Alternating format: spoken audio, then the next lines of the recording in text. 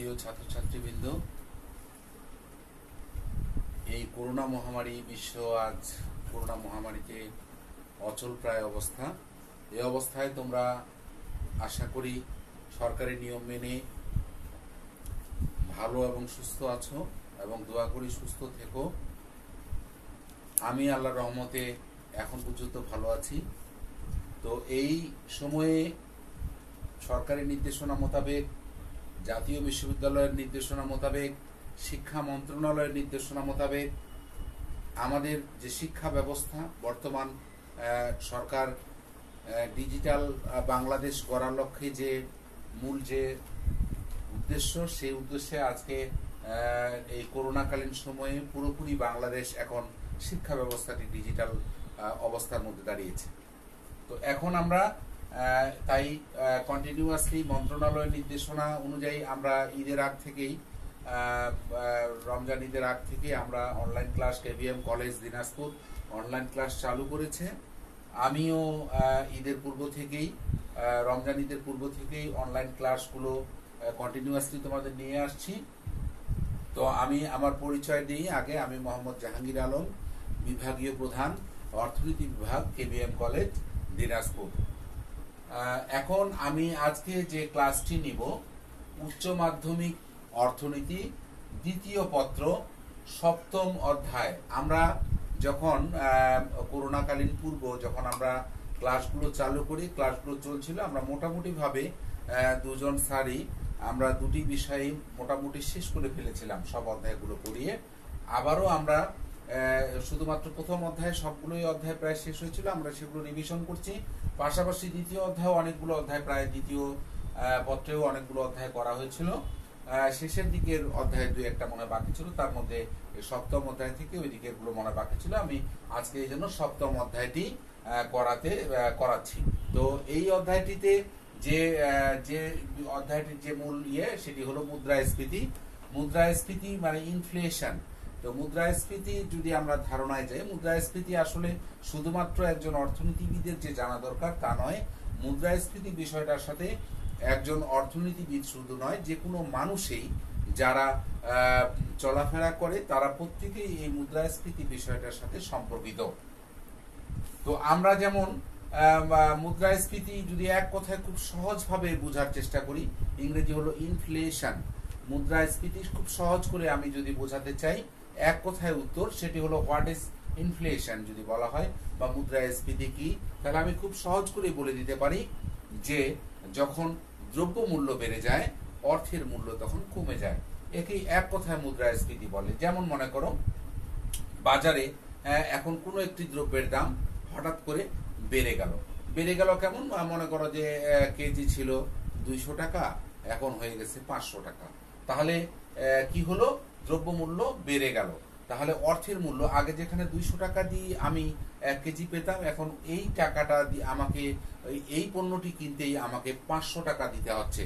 তো এই যে অর্থের ভ্যালুটা কিন্তু কমে গেল। ভ্যালুটা আগে যেখানে 200 টাকায় হতো, এখন সেখানে 500 টাকা লাগতেছে, মানে টাকার মূল্যটা কমে গেল, এই মানটা কমে গেল। এই টাকার মানটা কমে যাওয়া, দ্রব্য মূল্য বেড়ে যাওয়া এবং অর্থের মূল্য কমে যাওয়া। দ্রব্য মূল্য বাড়লে অর্থের মূল্য কমে, একেই এক কথায় মুদ্রাস্ফীতি বলে। এই অধ্যায়টি শুধুমাত্র উচ্চ মাধ্যমিকেই যে রয়েছে তা নয়, এর পরবর্তীতে যারা স্নাতক শ্রেণীতে আছো, দ্বিতীয় বর্ষ ডিগ্রি পাশ করছে, দ্বিতীয় বর্ষ অর্থনীতি যাদের আছে, দ্বিতীয় বর্ষ অর্থনীতির যে তৃতীয় পত্র যেটি সামষ্টিক অর্থনীতি, সেখানে এই অধ্যায়টি রয়েছে।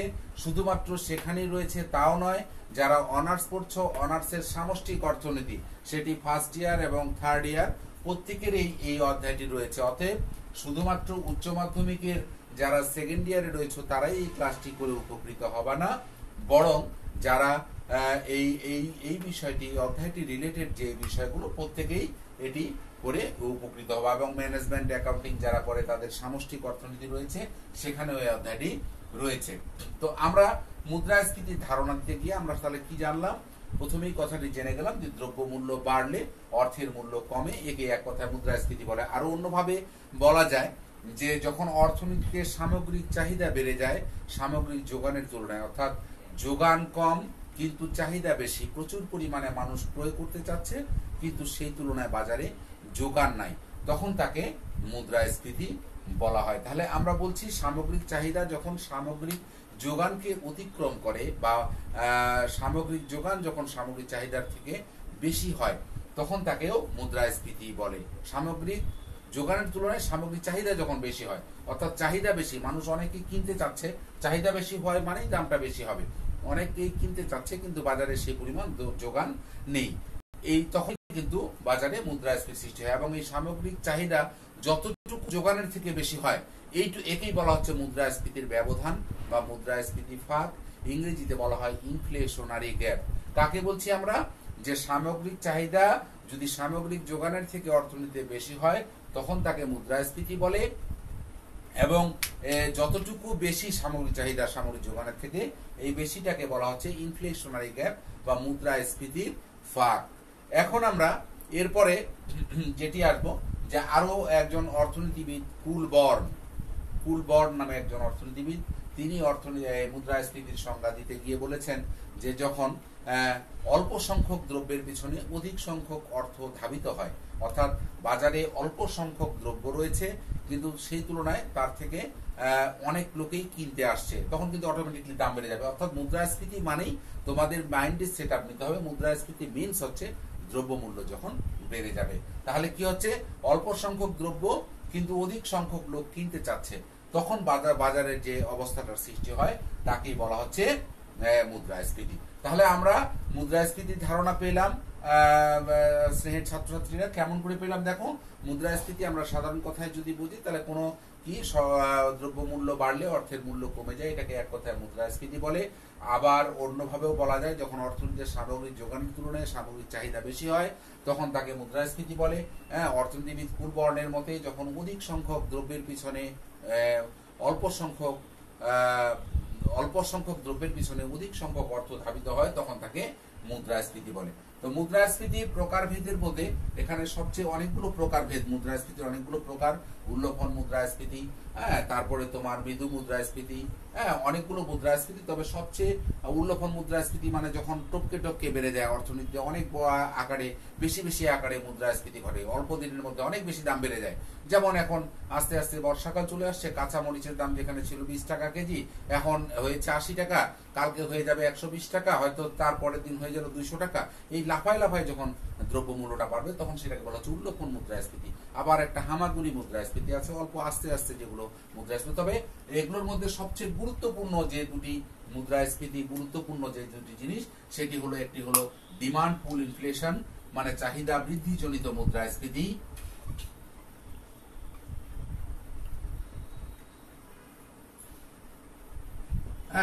ডিমান্ড পুল ইনফ্লেশন। আরেকটি হলো যোগান ব্যয়তাড়িত মুদ্রাস্ফীতি।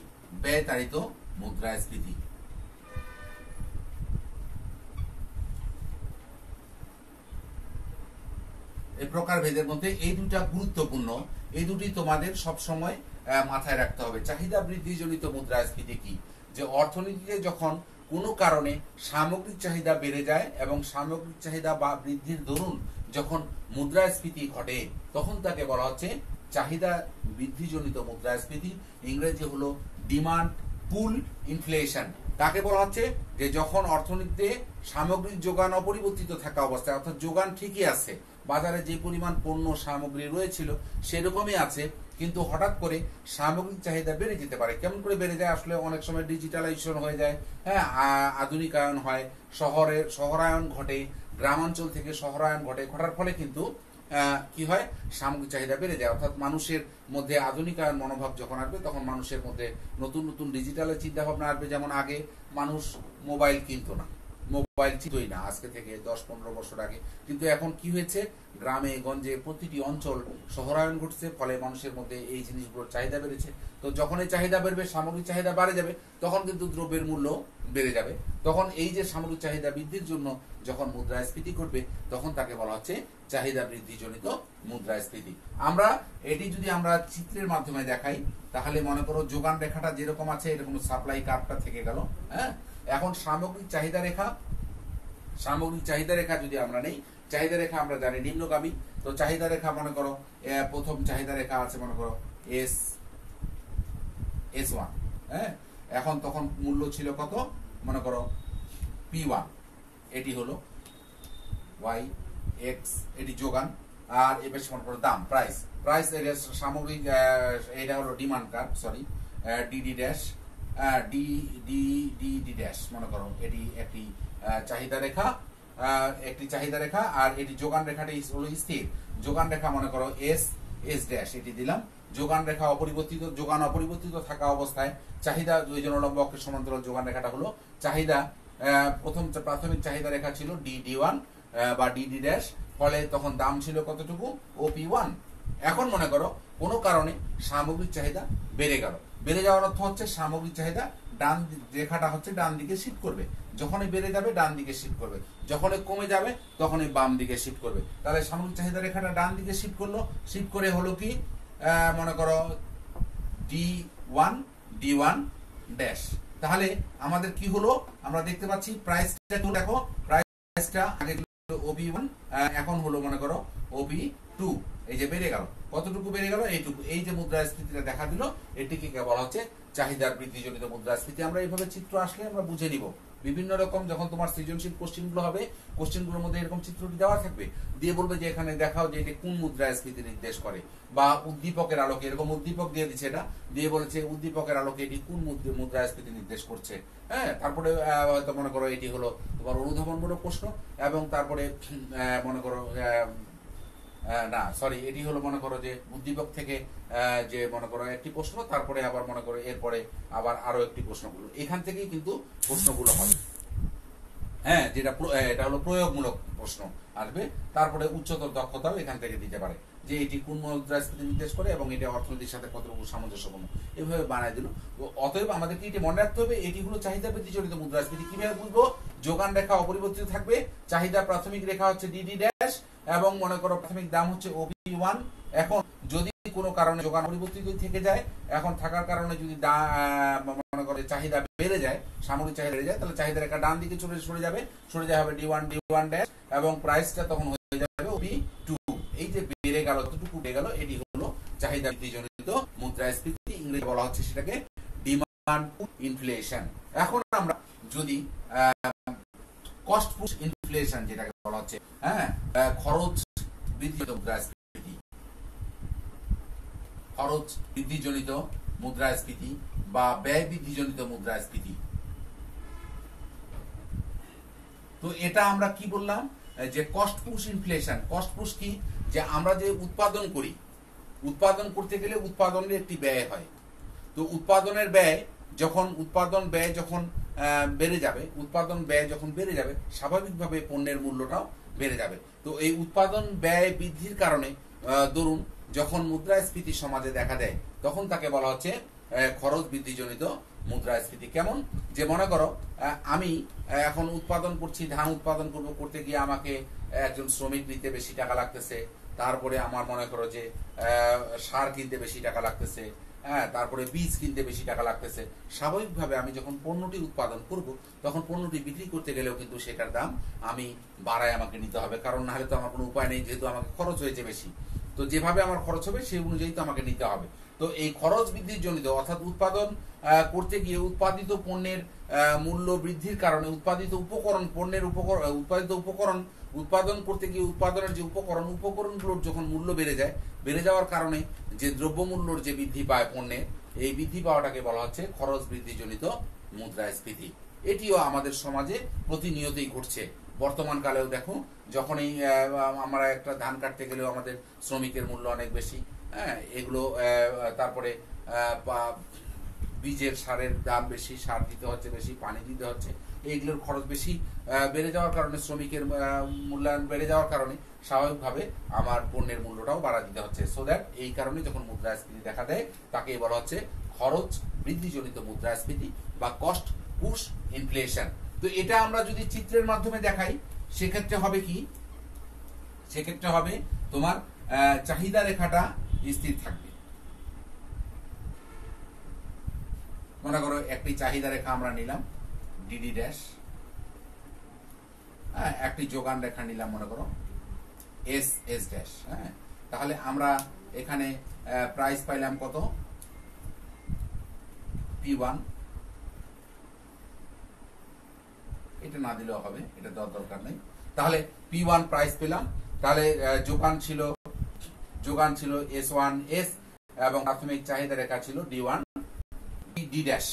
এখন চাহিদা অপরিবর্তিত আছে, চাহিদা অপরিবর্তিত থাকবে, কিন্তু যোগান বৃদ্ধিজনিত মুদ্রাস্ফীতি চাহিদা যেমন আছে বাজারে সে তেমনই থাকবে। হঠাৎ করে যদি মনে করো পণ্যের খরচ বেড়ে গেলে উৎপাদন খরচ বেড়ে যায়, তাহলে যোগান রেখা কি হবে, বাম দিকে, মানে উৎপাদনের খরচ যদি বেড়ে যায় অর্থাৎ উপকরণের মূল্য যদি বেড়ে যায়, তাহলে কি হবে, যোগান রেখা বাম দিকে সরে যাবে। সরে গিয়ে হবে কি হবে, মনে করো S1 ড্যাশ। ফলে দামটা আমাদের বেড়ে হচ্ছে কত, P1। এই যে পণ্যের মূল্যটা P1 বেড়ে গেল, বেড়ে যাওয়াটাকে বলা হচ্ছে, এই যে বেড়ে গেল পণ্যের মূল্য, এই বেড়ে যাওয়াটাকে বলছে আমরা যে ব্যয় বৃদ্ধিজনিত মুদ্রাস্ফীতি বা খরচ বৃদ্ধিজনিত মুদ্রাস্ফীতি। আশা করি তোমরা বুঝতে পেরেছো। এরকম চিত্র থাকলে অর্থাৎ ডিমান্ড অপরিবর্তিত থাকবে, সাপ্লাই এর চেঞ্জ হবে, সেটি হলো ব্যয় বৃদ্ধিজনিত মুদ্রাস্ফীতি। আর যোগান অপরিবর্তিত থেকে চাহিদার পরিবর্তন হবে, সেটি হলো চাহিদা বৃদ্ধিজনিত মুদ্রাস্ফীতি। এরপরে আমরা আসবো মুদ্রাস্ফীতির পরিমাপ। মুদ্রাস্ফীতি কিভাবে আমরা পরিমাপ করব, এটি কিন্তু একটি গুরুত্বপূর্ণ জিনিস। আমরা এটি প্রত্যেকেই, আমি বলেছি আগেও, যারা অর্থনীতি সংশ্লিষ্ট তাদেরও এই কাজে লাগবে, যারা অর্থনীতি সংশ্লিষ্ট নয় তাদের জন্য এটি গুরুত্বপূর্ণ একটি ক্লাস। এটি আমরা কি বলছি, মুদ্রাস্ফীতির পরিমাপ। তো পরিমাপটা কি আমরা আগে জানি, যে পূর্ববর্তী বছর, আগের বছরে মুদ্রাস্ফীতি কিরকম ছিল, আগের বছরের সাথে বর্তমান বছরের সাথে তুলনা করে, আগের বছরের সাথে বর্তমান বছরের তুলনা করে শতকরায় প্রকাশ করে মুদ্রাস্ফীতির পরিমাপ নির্ণয় করা হয়। যেমন অর্থাৎ মুদ্রাস্ফীতির পরিমাপ নির্ণয়ের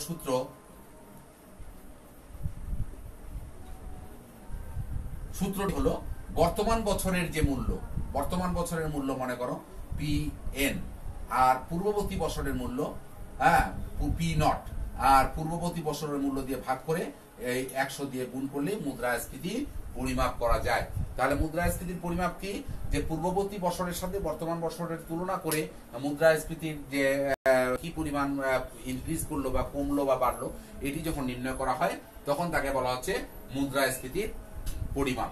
তো এখানে আমরা দেখতে পাচ্ছি কি, যে মুদ্রাস্ফীতি পূর্ববর্তী বছরের যে বর্তমান বছরের মূল্য হচ্ছে PN, আর পূর্ববর্তী বছরের মূল্য হচ্ছে P0। P0 বলতে P0, এটাকে 0 দিয়ে আমরা ভিত্তি বছর বুঝি, 0 দিয়ে বুঝি ভিত্তি বছর, আর N দিয়ে বুঝি আমরা চলতি বছর। এটি আমাদের মনে রাখতে হবে, কারেন্ট ইয়ার। চলতি বছর মানে কারেন্ট ইয়ার, N হচ্ছে চলতি বছর, আর ভিত্তি বছর হচ্ছে 0 দিয়ে প্রকাশ করা হয়। তাহলে এখানে আমরা দেখতে পাচ্ছি মুদ্রাস্ফীতি কিভাবে পরিমাপ করা যায়। পূর্ববর্তী বছর, বর্তমান বছরের মূল্যকে পূর্ববর্তী বছরের মূল্যের সাথে বিয়োগ করে, পূর্ববর্তী বছরের মূল্য দ্বারা ভাগ করে এটাকে শতকরায় প্রকাশ করলেই আমরা মুদ্রাস্ফীতির পরিমাপ করতে পারবো। যেমন মনে করো গত বছর আমাদের পূর্ববর্তী বছর মনে করো 2019 সালে, 2018 সাল ধরি আমরা, 2018 সালে মনে করো চাল ছিল কেজি মনে করো 40 টাকা, হ্যাঁ, আর 2019 সালে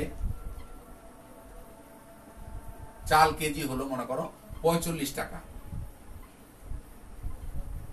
তাহলে 2018 সালে ছিল চাল 40 টাকা কেজি, 2019 সালে চাল হলো 45 টাকা কেজি। এখন বলছে এখানে মুদ্রাস্ফীতির হার পরিমাপ করা যায়, মুদ্রাস্ফীতির কত পরিবর্তন ঘটলো। তাহলে আমরা এটা যদি বের করতে চাই, তাহলে 2018 সালে চাল কেজি কত ছিল, 18 সালে চালটাকে বলা হচ্ছে P0 হচ্ছে 40 টাকা, আর বর্তমান বছরের মূল্য কত হলো PN হচ্ছে কত 45 টাকা। তাহলে আমরা যদি মুদ্রাস্ফীতি পরিমাপ করি, এখানে মুদ্রাস্ফীতি চলতি বছরে অর্থাৎ 2019 সালে মুদ্রাস্ফীতির কি পরিবর্তন হলো এটা আমরা বের করতে চাই, তাহলে হবে কি 45 বিয়োগ 40 ভাগ 40 গুণিত 100। তাহলে আমরা এটা সূত্রে যদি আমরা বসাই দিই, 100টা বাংলায় লিখি যেহেতু অঙ্কে লিখছি আমরা, তাহলে 45 থেকে 40 বাদ দিলে কত হচ্ছে 5 100 কত হচ্ছে 500 ভাগ যদি 40 দিই, 0 5 4 12 48, তাহলে 12.5। এটি হলো মুদ্রাস্ফীতির হার। অর্থাৎ 2019 সালে মুদ্রাস্ফীতির হার ঘটে যাচ্ছে 12.5%। আমি আশা করি তোমাদেরকে বুঝাতে পেরেছি। এভাবে আমরা মুদ্রাস্ফীতির হার নির্ণয় করে থাকি। কিভাবে পরিমাপ করে থাকি, যেমন 2018 সালে চালের কেজি ছিল 40 টাকা কেজি, আর 2019 সালে চালের কেজি হলো 45 টাকা কেজি। এখন তোমাকে বলেছে মুদ্রাস্ফীতির হার কিভাবে বের করবো। আমরা খুব সহজ করে আমরা বুঝতে পারছি যে মুদ্রাস্ফীতির হার বের করার সূত্র হচ্ছে বর্তমান বছরের মূল্যকে চলতি বছর ভিত্তি বছরের মানে পূর্ববর্তী বছরের মূল্য বিয়োগ করে পূর্ববর্তী বছরের মূল্য দিয়ে ভাগ করলে এবং সেটাকে 100 দিয়ে গুণ করলে আমরা মুদ্রাস্ফীতির হার পরিমাপ করতে পারি। যেটা সূত্র হচ্ছে সূত্র অনুযায়ী আমরা বসাই দিয়ে আমরা পেয়ে গেলাম যে 2019 সালে মুদ্রাস্ফীতির হারের পরিবর্তন হচ্ছে কত, 12.5%। এরপরে আমরা আসছি সূচক সংখ্যা। এখানেই এই অধ্যায়ে এরপরে আসবো আমরা ইন্ডেক্স নাম্বার।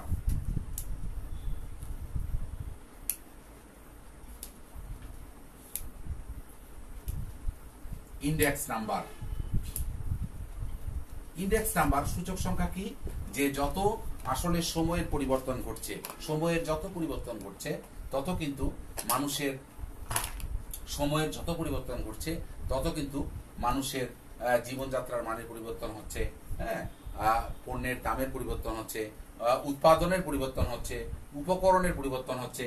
তো এই যে পরিবর্তনগুলো যে সংখ্যা সমূহের মাধ্যমে দেখানো হয় তাকেই বলা হচ্ছে ইন্ডেক্স নাম্বার বা সূচক সংখ্যা। খুব সহজেই মনে রাখার চেষ্টা করবা যে সময়ের পরিবর্তনের সাথে সাথে, সময়ের গতির পরিবর্তনের সাথে সাথে এই যে বিভিন্ন সংখ্যা সমূহ, যেমন মূল্য, পণ্যের মূল্য স্তর, তারপরে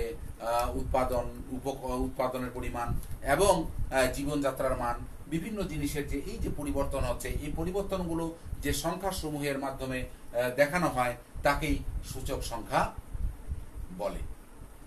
এরপরে আমরা আসবো, এখানে আছে যে মুদ্রাস্ফীতি যেহেতু করছি, মুদ্রাস্ফীতির কারণ, এটা তোমাদের জানতে হবে কি কারণে মুদ্রাস্ফীতি।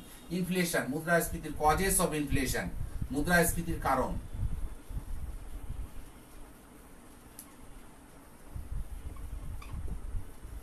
তো মুদ্রাস্ফীতির অনেকগুলো কারণ, আমরা হিসাব নাই, তুমি যদি হিসাব করো মুদ্রাস্ফীতির অনেক কারণ। যেমন আমরা জানলাম সামগ্রিক চাহিদা বৃদ্ধির কারণে।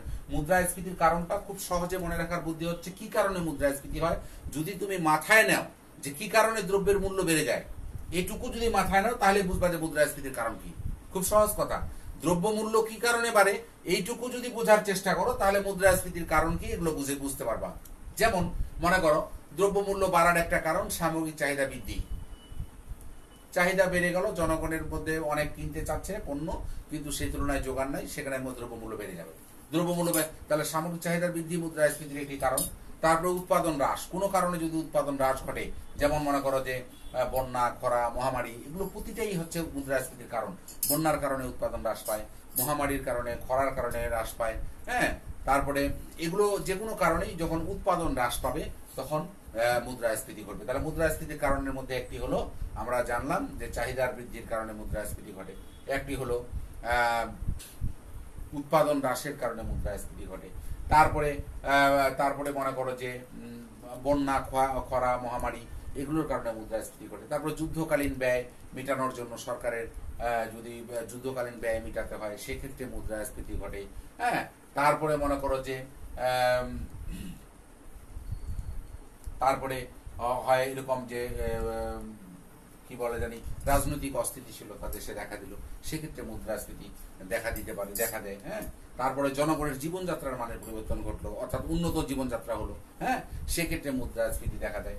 তারপরে মনে করো যে সবাই মনে করো যে উৎপাদন থেকে বিতাড়িত হয়ে সবাই চাকরিজীবী হয়ে গেল, অর্থাৎ কাজ করছে সবাই কিন্তু উৎপাদনমুখী কাজ করছে না, সেক্ষেত্রে মুদ্রাস্ফীতি দেখা দেয়, অর্থাৎ অর্থের পিছনে ছুটছে, সেক্ষেত্রে মুদ্রাস্ফীতি। তো মুদ্রাস্ফীতির অনেকগুলো কারণ, আমরা সাধারণত মুদ্রার কারণে মুদ্রাস্ফীতি অনেক সময় দেয় বা পণ্য আটকে রাখে যোগান কমিয়ে দেওয়ার জন্য, হ্যাঁ, অনেকে মজুতদারি করে, কিন্তু সেক্ষেত্রে বাজারে পণ্যের দাম এমনিতেই বেড়ে যায়।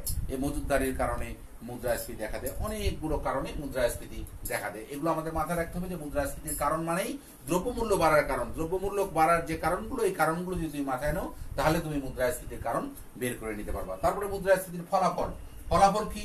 ফলাফল অনেকের উপর প্রভাব পড়ে। মুদ্রাস্ফীতির ফলাফল, হ্যাঁ, ফলাফল, রেজাল্ট, মুদ্রাস্ফীতির রেজাল্ট কি? অনেকের উপর মুদ্রাস্ফীতির প্রভাব পড়ে। যখনই দ্রব্যমূল্য বেড়ে যায়, যারা ফিক্সড আয়ের করে, অর্থাৎ একজন মনে করো শুধু 8,000 টাকা বেতন পায়, কিন্তু সে দ্রব্যমূল্য অনেক বেড়ে গেল, তাহলে ফিক্সড আয়ের যারা ব্যক্তি তারা মুদ্রাস্ফীতির সময় ক্ষতিগ্রস্ত হয়। যারা স্থির আয় করে অর্থাৎ স্থির আয়ের ব্যক্তিদের জন্য মুদ্রাস্ফীতি ক্ষতিকর। তারপরে যারা ঋণদাতা তারা লাভবান হয়, ঋণ গ্রহীতা তারা যারা ঋণদাতা তারা ক্ষতিগ্রস্ত হয়, ঋণ গ্রহীতারা লাভবান হয় মুদ্রাস্ফীতির সময়। কারণ যখন সে ঋণটা নিয়েছিল তখন তো মুদ্রাস্ফীতি ঘটে নাই, তো তখনকার অর্থের মূল্য যা ছিল, এখন মুদ্রাস্ফীতির কারণে কিন্তু অর্থের মূল্যটা কমে যায়, ফলে যারা ঋণ গ্রহীতা তারা লাভবান হয় কিন্তু ঋণদাতারা ক্ষতিগ্রস্ত হয়। মুদ্রাস্ফীতির ফলাফল বিভিন্ন ব্যক্তির উপর বিভিন্ন রকম করে থাকে। হ্যাঁ, আবার যারা মনে করো যে ধনিক শ্রেণী তাদের ক্ষেত্রে মুদ্রাস্ফীতির ফলাফল আবার ভিন্ন, তাদের ক্ষেত্রে আবার এটার প্রভাবটা তারা পজিটিভলি পড়ে। কিন্তু সাধারণত যারা খেটে খাওয়া মানুষ বা দিনে আনে দিন খায় এই ধরনের মানুষ বা স্থির আয়ের মানুষ, এদের ক্ষেত্রে মুদ্রাস্ফীতি নেগেটিভ ফলাফল লক্ষ্য করা যায়। এই হলো আমরা মুদ্রাস্ফীতির কারণ জানলাম, ফলাফল জানলাম, তারপরে আমরা জানলাম এখানে কি আর যে মুদ্রাস্ফীতির প্রকারভেদ জানলাম।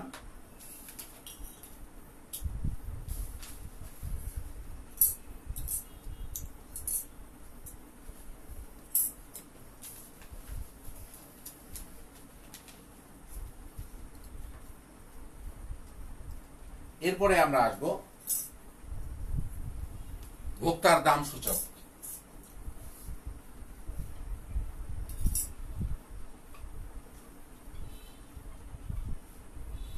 Consumer price index, consumer price index এটি সূত্র হলো, আমরা আগে ভোক্তার দাম সূচকের সূত্র লিখব।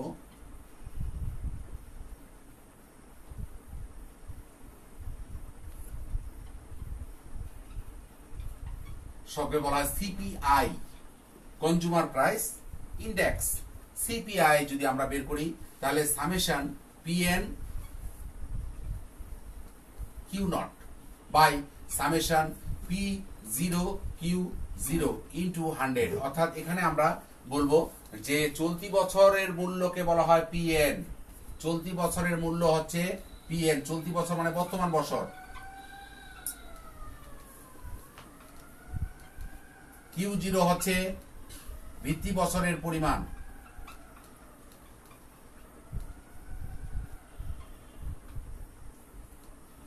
পি জিরো হচ্ছে ভিত্তি বছরের দাম,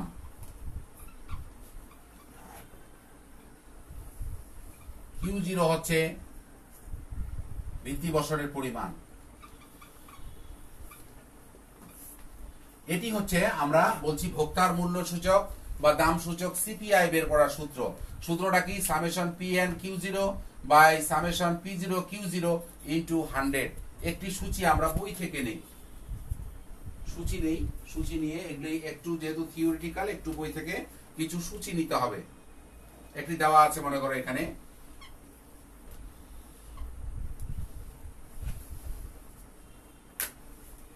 এটি জিনিস দেওয়া আছে মনে করো, ভোগ্য পণ্যগুলো হচ্ছে পণ্যগুলো দেওয়া আছে চাল, ডাল, তেল, লবণ, 4টি জিনিস দেওয়া আছে। এখন ভিত্তি বছর মনে করো 2014 সাল দিয়েছে এখানে, তা আমরা 14 সালেই ধরি। 2014 মানে যেটি আগের বছর দেওয়া থাকবে সেটি হলো ভিত্তি বছর।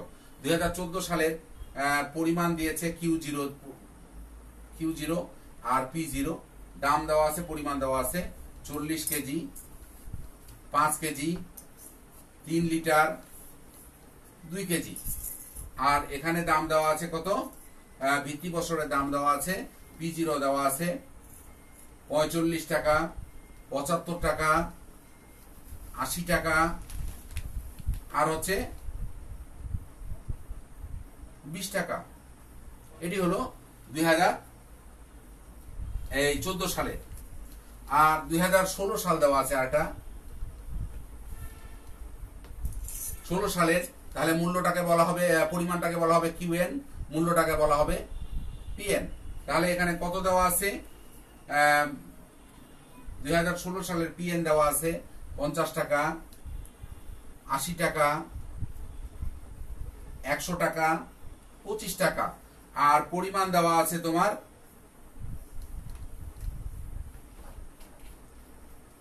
পরিমাণ দেয়নি, 2016 সালের পরিমাণ দেয়নি, অর্থাৎ মূল্যটাই দেওয়া আছে শুধুমাত্র। কারণ হচ্ছে 2000 পরিমাণটা কিউএনটা আমাদের লাগছেই না, ভোক্তার মূল্য সূচক বের করতে গেলে কিউএন এখানে লাগছেই না। কেন লাগছে না? যেহেতু সূত্রের মধ্যে কিউএন নাই, সো দ্যাট এই দুটা জিনিস দেওয়া থাকলে আমাদের বলছে যে ভোক্তার মূল্য সূচক বের করো।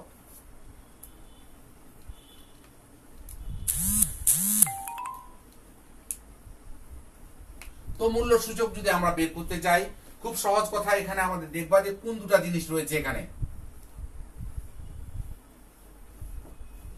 দুটা জিনিস রয়েছে, কি কি? এখানে পিএন আর কিউ নট।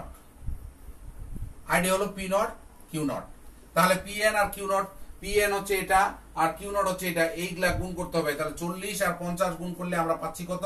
4 5 20 2000, তারপরে 80 আর 5 8 40 400, তারপরে 100 কে 3 দিয়ে গুণ করলে 300, আর 25 কে 2 দিয়ে গুণ করলে 25 দুগুণে 50। এটি হলো পিএন আর কিউ নট বের হয়ে গেল। আইডিয়া হচ্ছে কি পি নট আর কিউ নট। পি নট আর কিউ নট যদি এটা গুণ করি তাহলে কত আসতেছে? 0 4 5 20, 0 হাতে হলো 2, 4 4 16 দিয়ে 18।